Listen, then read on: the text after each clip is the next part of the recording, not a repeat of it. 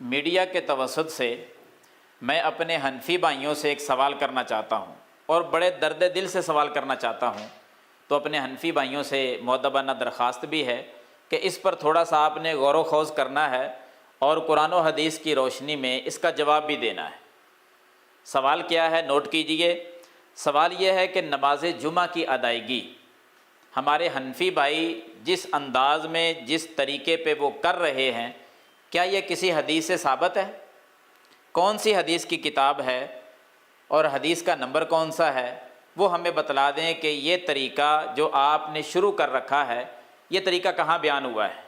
میں بیان کرتا ہوں، ذرا نوٹ کیجئے کہ پہلے ایک اذان ہوگی، اس کے بعد تھوڑا سا وقفہ ہوتا ہے، حنفی بھائیوں کا طریقہ نماز جمعہ کا۔ اس وقفے کے بعد پھر خطیب صاحب تشریف لاتے ہیں، وہ آدھا پونا گھنٹہ اردو پنجابی میں تقریر کرتے ہیں، خطبہ ہوتا ہے۔ اس کے بعد پھر وہ سنتیں پڑھنے کا ٹائم دیتے ہیں کہ جن حضرات نے سنتیں پڑھنی ہیں وہ سنتیں پڑھ لو۔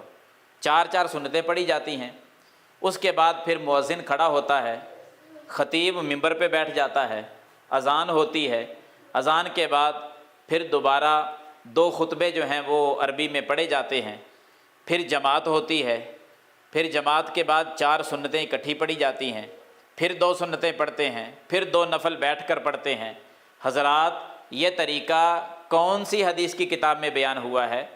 اس حدیث کا کتاب کا نام بتایا جائے اور حدیث کا نمبر بتلایا جائے۔ اگر آپ کا دامن خالی ہے، حدیث نہیں، طریقہ نہیں بیان ہوا، تو پھر محمد الرسول اللہ صلی اللہ علیہ وسلم کا جو طریقہ ہے نماز جمعہ ادا کرنے کا، نبی علیہ السلام کے بعد صحابہ کرام کا، خلفائے راشدین کا، تبع تابعین کا، تابعین کا اور ائمہ دین کا، اس کو اپنا لیجئے جو ہر حدیث کی کتاب کے اندر بیان ہوا ہے۔ وہ کیا ہے؟ سادہ سا طریقہ ہے، اذان ہوگی، ساتھ ہی خطبہ شروع ہو جائے گا۔ دوران خطبہ آنے والا 2 رکعت پڑھے بغیر بیٹھ نہیں سکتا، وہ 2 رکعت پڑھ کر بیٹھے گا۔ خطبہ شروع ہونے سے پہلے کوئی آ جائے تو جتنی چاہے وہ رکعتیں پڑھے، کوئی شریعت نے منع نہیں کیا۔ سنتوں کا درمیان میں ٹائم نہیں دیا جائے گا۔ جیسے 2 خطبے مکمل ہوں گے، اس کے بعد 2 فرض جماعت نماز جمعہ کی وہ کروا دی جائے گی۔ اس کے بعد 2 سنتیں پڑھے یا کوئی 4 سنتیں 2 کر کے پڑھ لے، اس کی مرضی ہے۔ یہ طریقہ نماز جمعہ کا ہر حدیث کی کتاب میں بیان ہوا ہے۔ میں اپنے حنفی بھائیوں سے سوال کر رہا ہوں کہ جو وہ انداز اپنائے ہوئے ہیں نماز جمعہ ادا کرنے کا، وہ ذرا حدیث کی روشنی میں امت کے سامنے بیان کریں، اس کو پیش کریں۔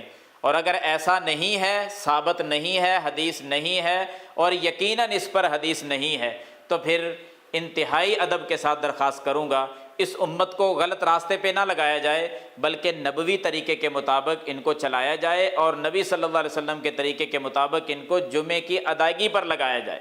اللہ تعالی ہمیں عمل کرنے کی توفیق عطا فرمائے۔